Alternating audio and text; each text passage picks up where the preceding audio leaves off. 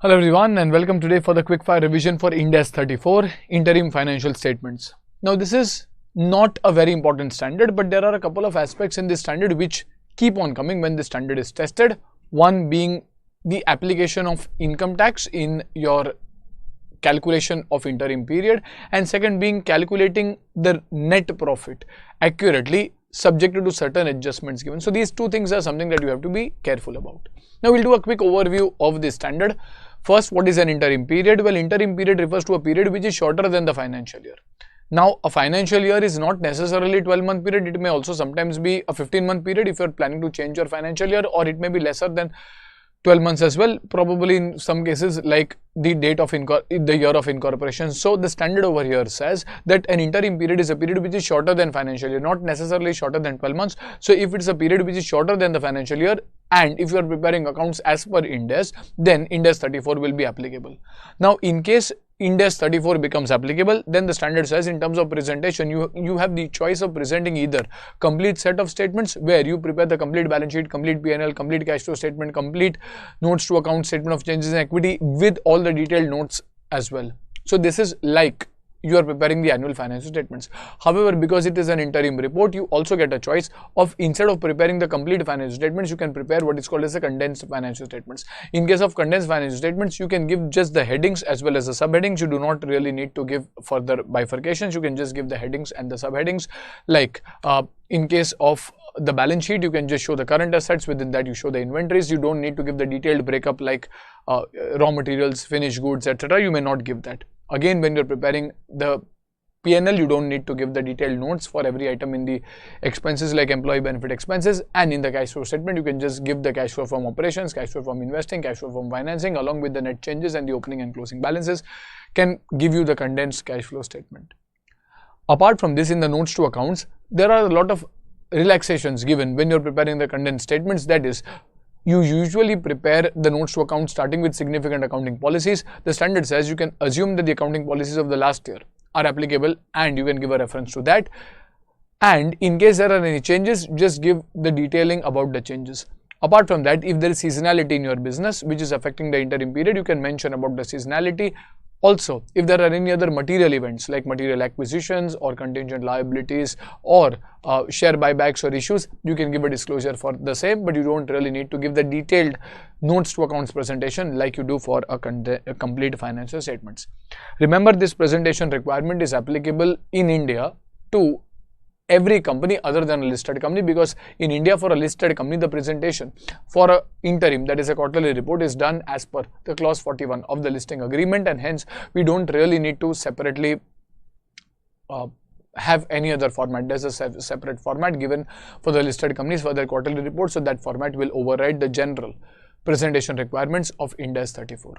Also, when you are preparing statements under Ind AS 34, while you are giving comparative statements for the balance sheet, statement of changes in equity, all of these items except for the profit and loss, you have to give the current period along with the corresponding previous period and the financial year end.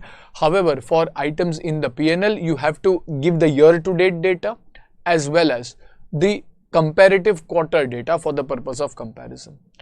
Achha, next is the important part where we are going to the recognition and measurement. So over here, usually you follow what is called as a discrete approach. Discrete approach refers to basic accrual and matching concept, where you say that if an expense is accruing in that quarter, is being incurred in that quarter, you recognize it.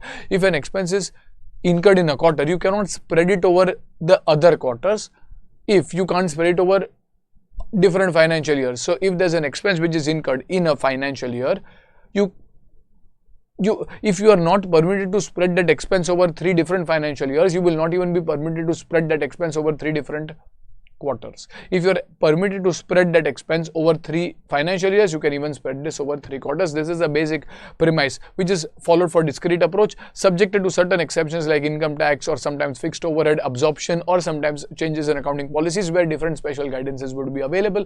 But by and large, for a interim period, let us say a quarter, you will consider the quarter to be a separate financial year, and you will say that if a particular transaction has happened during that quarter, if it is to be recorded in that quarter and it cannot be deferred to other financial years, well, it cannot be deferred to other quarters as well. So this is the general principle for which some basic questions can be asked. Now we'll focus our energy on income tax. Now income tax again should be levied on the quarterly profit.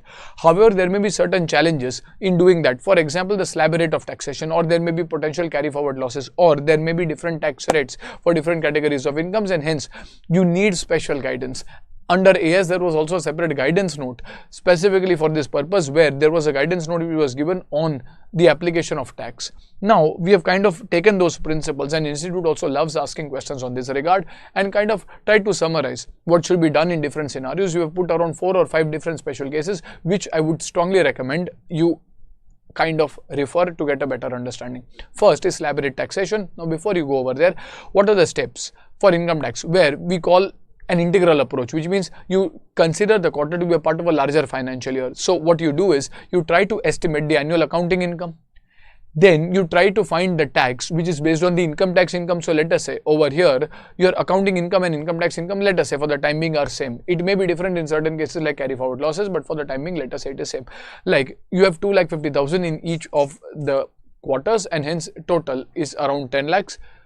Let us say if you are subjected to certain slab rate of taxation, then if you are following the discrete approach in the first quarter, if you are within the basic exemption limit, then you would say there is no tax. But in the fourth quarter, you will put a higher amount of tax. Now, it is not kind of the burden of the fourth quarter alone. Remember, income tax is levied on the annual income, and hence what you try to do is you calculate what is called as the weighted average tax rate. Like you do the weighted average borrowing rate in case of Ind AS 23, you calculate weighted average tax rate. So you say, let us take the annual tax that I have to pay divided by the annual accounting income that I'm going to earn based on my estimate, and that will be the weighted average tax rate. The implication of the weighted average tax rate is for every 1 rupee of income that is earned, whether it is earned in the first quarter or it is earned in the fourth quarter, for every 1 rupee of income that is earned, how much is the tax that I need to effectively shell out, and that is a weighted average tax rate. Like you calculate WSCC in your SFM or weighted average borrowing rate in your Ind AS 23 as well. So for each quarter income, you will multiply the weighted average tax rate to find the tax expense to be charged. So over here, step number 1, calculate the annual accounting income. Step number 2, calculate the tax based on the taxable income. Step number 3, calculate the weighted average tax rate and apply the weighted average tax rate as calculate the weighted average tax rate as the tax amount divided by the estimated annual accounting income. Whatever is the weighted average tax rate, applied to the quarterly or the interim period profit in order to find the tax to be levied in that quarter. So for example, in the first quarter you are earning 1 lakh, second quarter 2 lakhs, third quarter 3 lakhs, fourth quarter 4 lakhs.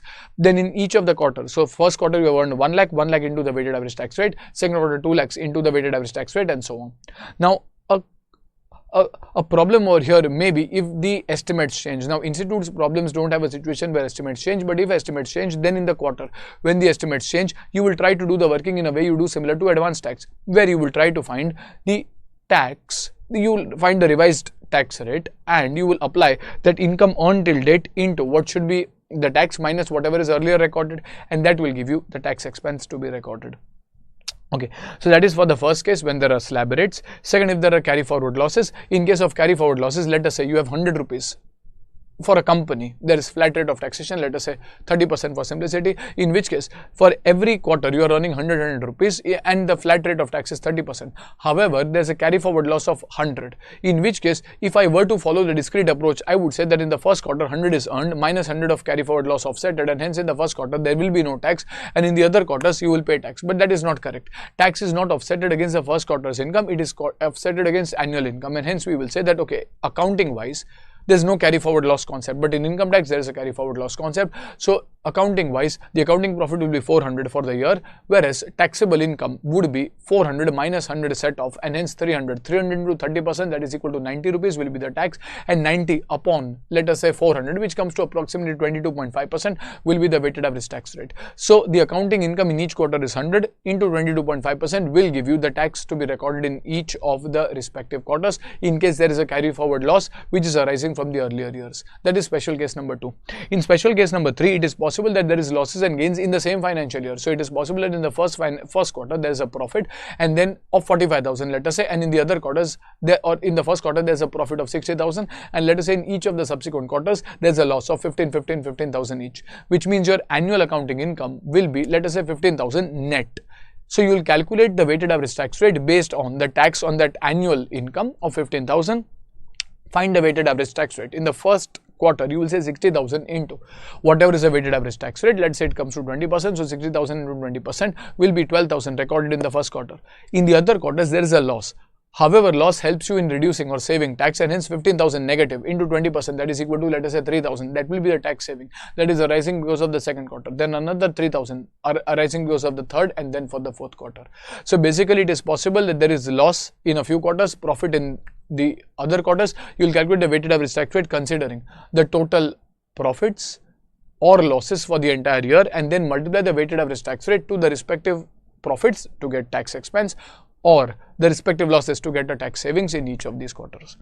Next, you have another special case where different categories of incomes may be taxed at different rates. Like for example, capital gains may be taxed at a different rate, let's say 10 or 20%, whereas other incomes or PGBP category incomes may be taxed at around 30% rate. In which case, how will the workings flow? Well, you will have to segregate the incomes and calculate the weighted average tax rate for different categories of income. Like for example, for capital gains, you will figure out what is the estimated annual capital gains and find a weighted average tax rate for the capital gains.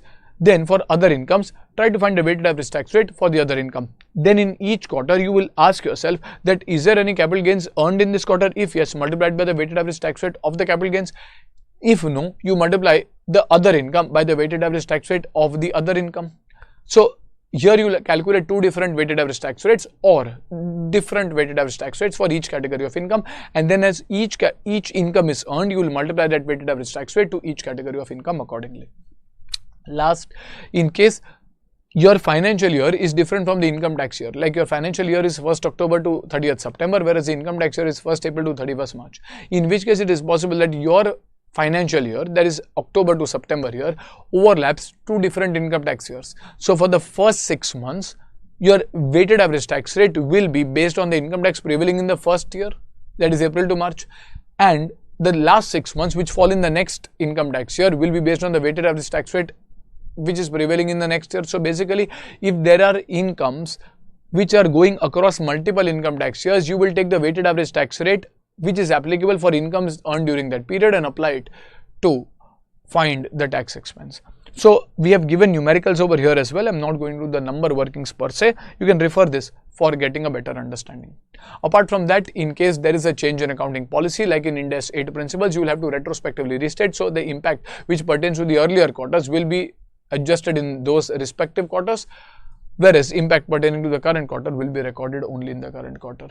In case of listed companies, we say that the presentation requirement like complete or condensed statements will not apply. However, the other requirements like income tax or the discrete approach, etc., will very well apply even to listed companies. Then if you look at Ind AS 34, there is an exemption given under Ind AS 34 that if an entity prepares a consolidated interim report, it is exempted from preparing a standalone interim report. And then there is a question which has come on fixed overheads absorption as well. Like you look at the inventory principles, you will find the absorption rate, look at the quantity in that quarter. You can even do the cumulative working till date and then less overheads earlier recorded, and accordingly absorb overheads based on the production that is happening, let us say on a till date basis. So this is based on a specific guidance. So we will try to find the output till date, apply the absorption rate, find out the overheads absorbed till date, and accordingly look at the under or over absorbed data. So this kind of takes care of Ind AS 34, a fairly manageable standard, but a special focus on the income tax workings and the calculation of net profit, provided a data about a quarter is given and certain adjustments are given. Remember, you have to ask yourself every time in such cases like a reconciliation, if for example sales promotion expenses are incurred in this quarter and you have to you have spreaded that over the next 4 quarters. Well, you can't spread sales promotion over 4 financial years. You can't even spread it over 4 quarters, and hence you will have to adjust. You will say, okay, whatever has been spread in the next few quarters have to be reversed. Or let's say there's an extraordinary income in the current quarter and you spread it over the other quarters. You can't do that in 2 financial years. We can't even do it over 2 quarters. Or there is a seasonal business and you have decided to spread the expenses in the ratio of revenue. Well, you can't spread the expenses in a seasonal business over different financial years. You can't even spread it over different quarters. You will recognize expenses as and when they are incurred. So these are the basic principles. You can practice a few problems and Ind AS 34 will be good to go for you. That should be it. I'll see you soon with the next standard. Till then, study well, study hard, and keep going.